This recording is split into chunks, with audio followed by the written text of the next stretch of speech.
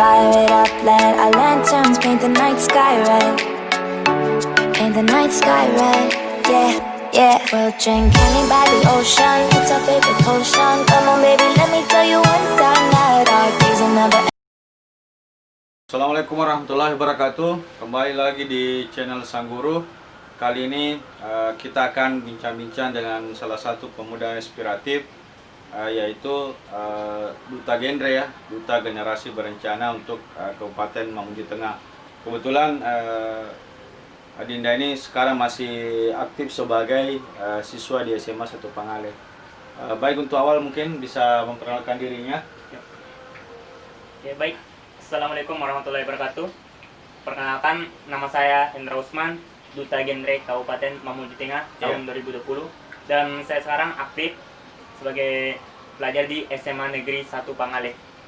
Ya, mungkin bisa disampaikan apa sebenarnya itu Duta Genre? Duta Genre adalah salah satu ajang dalam pemilihan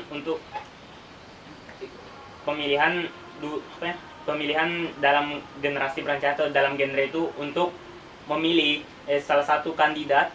kandidat genre untuk menjadi sosok-sosok sebagai yang lebih baik dalam genre dan menjadi sosok figur motivator bagi rekan-rekan generasi berencana yang ada. Oh, berarti genre ini adalah perwakilan dari tiap sekolah ya, yang diseleksi ya, diseleksi. Kemudian melahirkan juara. Itu akan ada di tingkat kabupaten maupun di tingkat provinsi ya. Iya, Pak. Kebetulan untuk Kabupaten Mamuju Tengah Anda yang menjuarainya ya. Iya, berarti sekarang Anda adalah duta ya, Duta Genre Kabupaten Mamuju Tengah, iya, untuk tahun 2020 ini. Ya, baik. Tadi sekilas tentang apa sebenarnya Duta Genre itu. Sekarang Anda juga masih anggota PIK ya. Jadi Anda mempunyai dua fungsi ganda ya. Iya. Anggota PIK sekaligus sebagai Duta Genre di kabupaten. Untuk awal tadi kan sudah disampaikan bahwa ada istilah genre ya, generasi berencana. Sebenarnya konsep generasi berencana itu seperti apa, mungkin Anda bisa sampaikan? Iya. Sebenarnya genre itu merupakan salah satu program yang diadakan oleh BKKBN atau Badan Kependudukan Keluarga Berencana Nasional. Di mana genre ini merupakan salah satu programnya yang dalam misalnya di remaja itu ada namanya PIKR. Itu tempat pusat informasi konseling remaja. Dan jadi isu-isu strategis yang diangkat adalah remaja ya. Remaja. Khusus di PIKR. Dan genre ini cakupannya sangat luas karena bukan sekedar PIKR, ada juga BKR dan lain-lainnya. Program-program genre itu sangat luas. BKR itu Bina Keluarga Remaja. Keluarga Remaja. Jadi generasi berencana itu sebenarnya adalah sebuah program di mana mempersiapkan usia remaja ya, usia produktif untuk menyambut masa depannya. Seperti tadi dengan beberapa item-item program unggulan seperti itu tadi. Ya, terkait tadi dengan generasi berencana, pastinya kan itu pasti bersumber dari beberapa masalah, kemudian dipersiapkan satu program untuk bagaimana memberdayakan. Sebagai Duta Genre, menurut Anda apa saja sebenarnya masalah remaja dewasa ini? Iya. Sebenarnya permasalahan remaja utamanya itu ada 3. Yang pertama, pernikahan dini, seks pranikah, dan nafsa. Berarti 3 ya? Iya. Pernikahan dini, seks pranikah, dan nafsa. Oke, silakan. Oke. Tapi tidak menutup kemungkinan permasalahan lainnya itu juga banyak. Apalagi di masa pandemi seperti sekarang ini, permasalahan utama dari remaja sebenarnya itu bisa jadi dari segi pendidikan. Segi pendidikan bisa juga menimbulkan seperti depresi dan beberapa kecemasan berlebihan akibat dari kurangnya persiapan dalam menghadapi pendidikan di masa pandemi. Oh, seperti itu ya, bahwa seiring dengan berjalannya waktu masalah remaja juga semakin kompleks. Termasuk ditemukan bahwa adanya gejala depresi ya, karena beban yang berat. Baik, terkait tadi item pertama ya, pernikahan di usia muda ya, atau pernikahan dini. Ini kan sebenarnya yang biasa dijadikan objek di masyarakat itu sebenarnya adalah perempuan ya, perempuan bahwa dia menikah muda misalnya, pasti yang diserang adalah perempuannya, bahwa oh ada apa-apa ini. Sebenarnya dalam konsep generasi berencana, kenapa hal ini muncul? Maksudnya bagaimana kacamata Anda melihat ketika perempuan dijadikan sebagai objek kawin muda atau pernikahan di usia dini ini? Sebenarnya kita tidak bisa menutup kemungkinan bahwa perempuan di masa kini itu, bahkan dari dulu ya, perempuan itu menjadi fokus dari pernikahan dini. Setiap ada pernikahan yang disoroti adalah perempuannya dulu.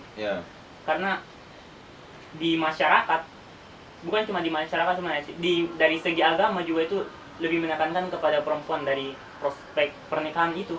Karena kenapa? Karena ada sesuatu yang harus, sesuatu yang menjadi dasar hal tersebut kan. Tapi kita tidak bisa menjadikan hal ini sebagai budaya. Karena kenapa? Sebagai generasi berencana, kita juga harus memiliki persiapan yang matang.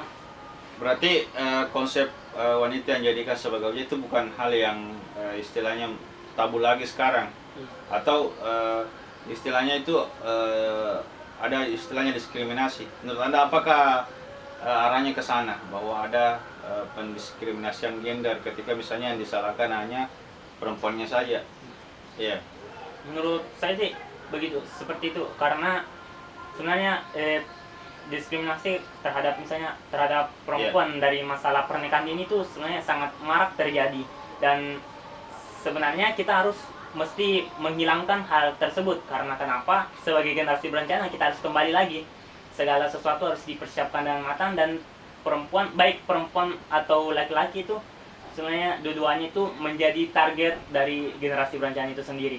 Oh seperti itu, bahwa ketika misalnya perempuan dijadikan objek, itu seharusnya menjadi sasaran dari program genre ini. Tidak serta-merta melepas ketika misalnya suatu daerah angka pernikahan dininya tinggi, itu sebenarnya ada di daerah itu yang bisa memberikan kayak semacam penyuluhan atau memberikan edukasi supaya tidak terjadi hal seperti itu. Karena dewasa ini ada yang disebut dengan genre itu. Baik, tadi kan kita bahas bahwa perempuan itu sebenarnya seolah-olah terdiskriminasi pada saat hanya dijadikan objek dari kawin muda ya. Seharusnya ada yang bermediasi atau ada yang memberikan edukasi supaya hal itu tidak terjadi ya. Dalam hal ini salah satu tanggung jawabnya adalah ke genre. Iya, seperti itu. Kemudian terkait tadi dengan kawin muda ya, karena saya kefokus tadi yang pertama ya, pernikahan usia dini. Ya, menurut Anda apakah itu melanggar hak-hak anak, atau dalam misalnya undang-undang atau dalam dunia BKKBN itu, apakah itu sebenarnya istilahnya ada sanksi yang diberikan pada usia itu? Artinya orang yang menikahkan anaknya yang pada belum usia matang seperti itu. Silakan. Baik, mengenai pernikahan dini bagi khususnya wanita, pernikahan dini itu melanggar beberapa hak yang dimiliki oleh anak itu sendiri, karena pernikahan ini kan berat di usia anak. Nah, hak diantaranya yang pertama adalah hak pendidikan. Dengan pelaksanaan pernikahan dini, tidak dapat dipungkiri bahwa pendidikan menjadi sangat terganggu. Bahkan yang rata-rata pernikahan dini itu tidak melanjutkan yang namanya pendidikannya. Karena kenapa? Karena harus fokus dalam keluarganya itu sendiri. Ya berarti misalnya kalau pengetahuan Anda, apakah sebenarnya ada sanksi yang bisa diberikan kepada para pelanggar ini atau yang menikahkan anaknya di luar usia matang?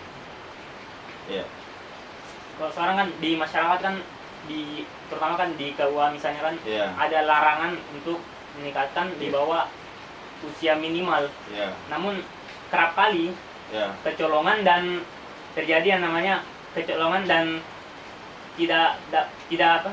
dan banyak di masyarakat itu melaksanakan namanya pernikahan dini tanpa sepengetahuan aparat setempat.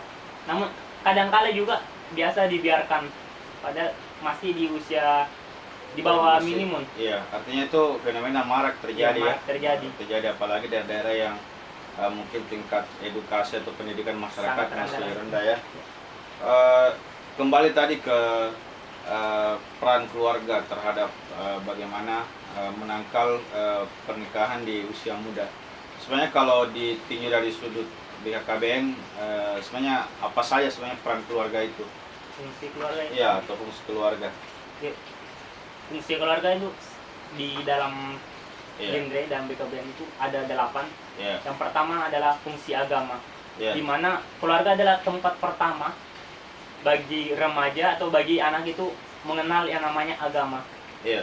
Waktu dilahirkan, orang tua dalam Islam itu orang tua yang pertama kali mengasani anaknya. Itu fungsi agama. Iya, fungsi agama, dan memberikan perkenalan moral dan seterusnya itu dari keluarga yang pertama. Utama. Kemudian selanjutnya itu fungsi sosial, fungsi kasih sayang.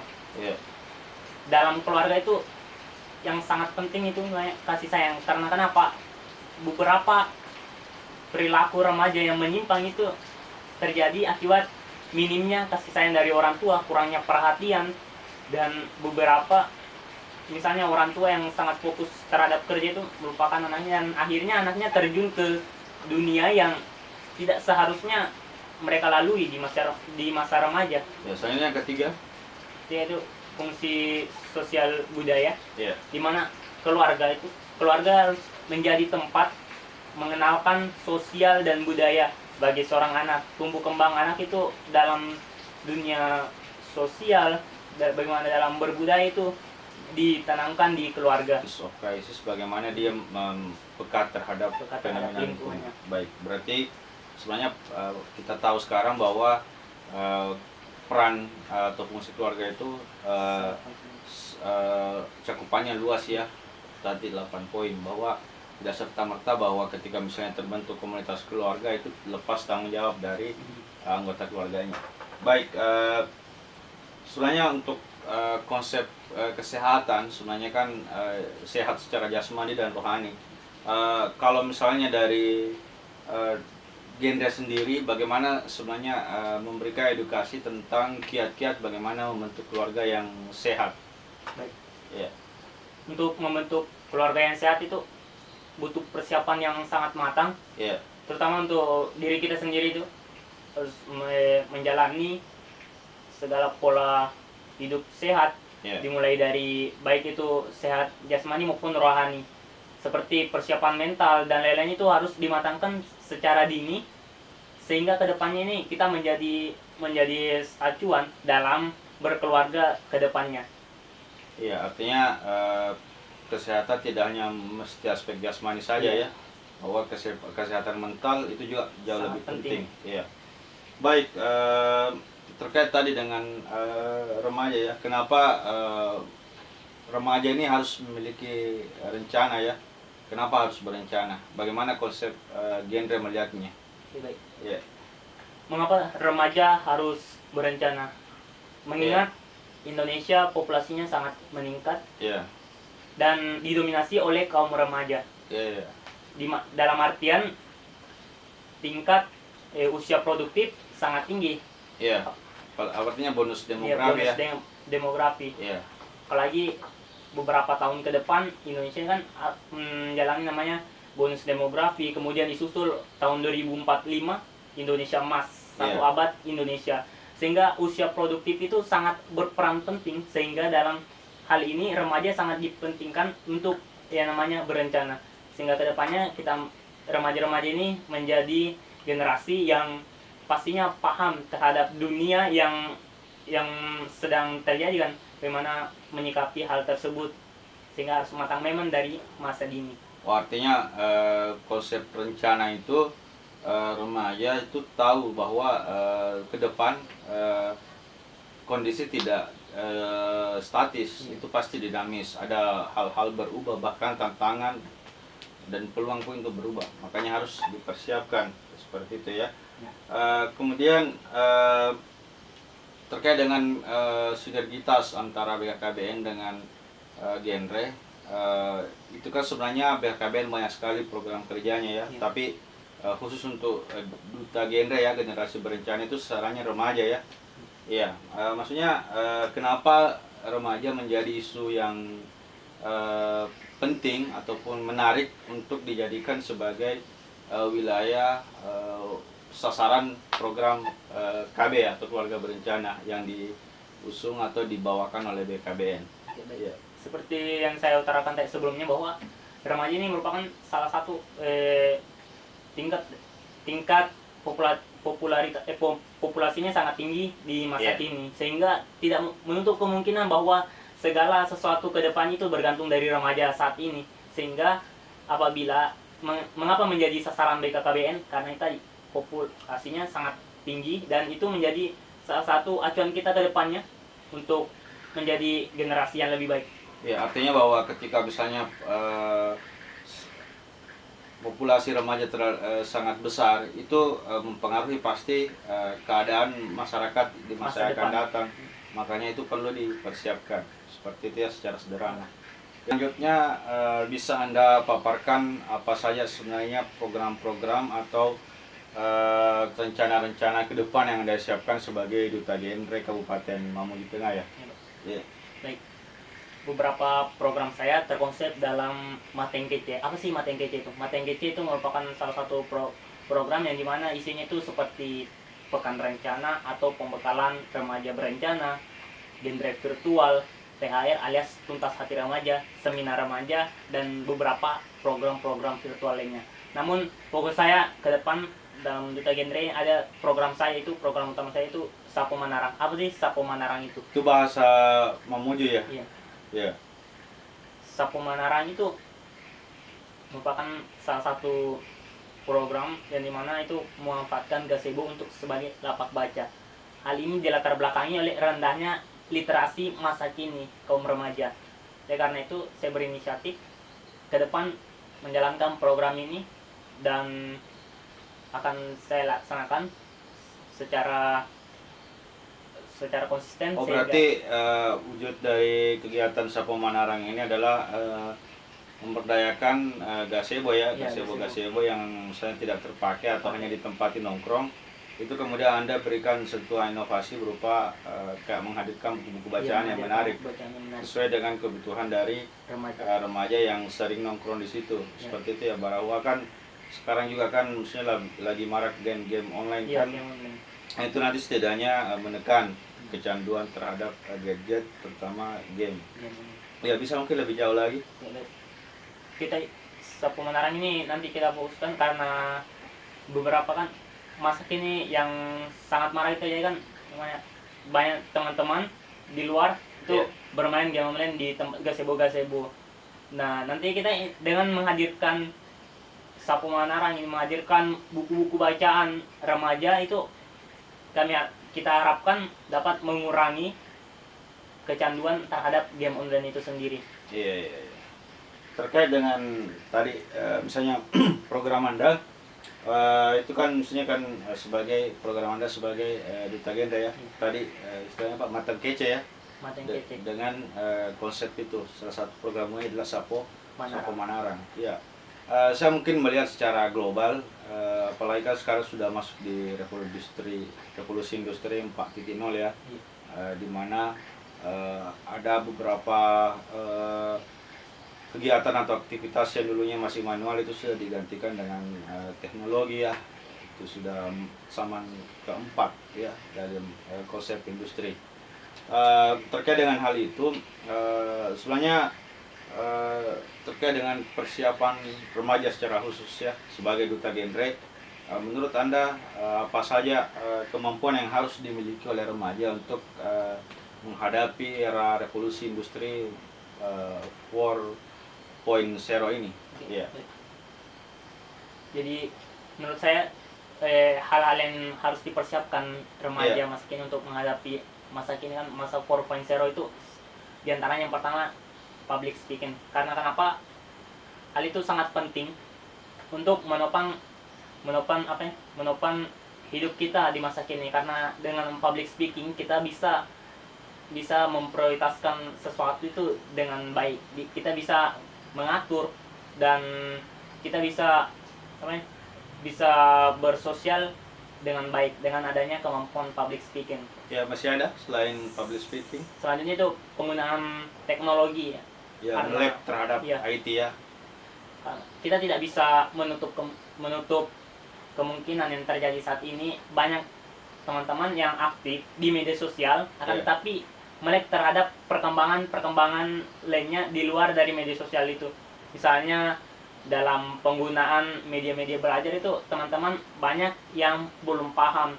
Jadi harapan ke depan semoga teman-teman bisa memanfaatkan teknologi bukan sekedar hanya untuk berkomunikasi semata-mata dalam masalah persoalan pribadi atau lain-lain. Kita juga harus memprioritaskan fungsi dari teknologi itu untuk perkembangan kita sebagai makhluk sosial, dan kedepannya kita dapat membangun remaja yang melek terhadap teknologi. Masih ada atau itu saja ya? Itu saja. Dua ya, kemampuan public speaking dan penguasaan terhadap IT ya.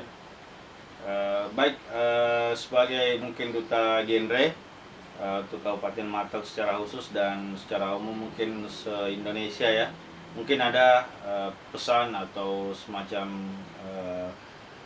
motivasi kepada para remaja untuk mempersiapkan masa depannya. Oke, bisa mungkin menghadap kamera supaya jelas. Baik, untuk pesan saya kepada teman-teman yang di luar, kita harus mempersiapkan segala sesuatu dengan matang sejak dini. Karena kenapa? Masa depan adalah milik kita, masa depan adalah hal-hal yang akan kita lalui, dan oleh karena itu kita harus mempersiapkannya sejak dini. Karena kenapa? Karena kita adalah generasi berencana, generasi Indonesia, generasi emas. Ya, seperti itu ya. Terima kasih atas kehadirannya untuk bincang-bincang yang singkat tapi penuh makna ini. Mudah-mudahan dengan kehadiran genre di Mateng secara khusus dan di seluruh Indonesia secara global atau secara umum bisa memberikan semacam spirit baru ya terhadap remaja yang dulunya kadang terabaikan atau punya impian tetapi tidak terwadahi. Mudah-mudahan dengan adanya genre itu bisa mewadahi aktivitas ataupun kegiatan remaja. Bisa mungkin penutup salam genre. Iya. Menghadap. Ya. Oke. Salam genre. Remaja genre sehat, cerdas, ceria. Genre Indonesia, saatnya yang muda yang berencana. Oke. Nah, terima kasih ya atas kehadirannya. Get off your seat, clap your hands to the beat, grab your champagne glass tonight. We toast to freedom in the Caribbean, yeah, in the Caribbean, yeah.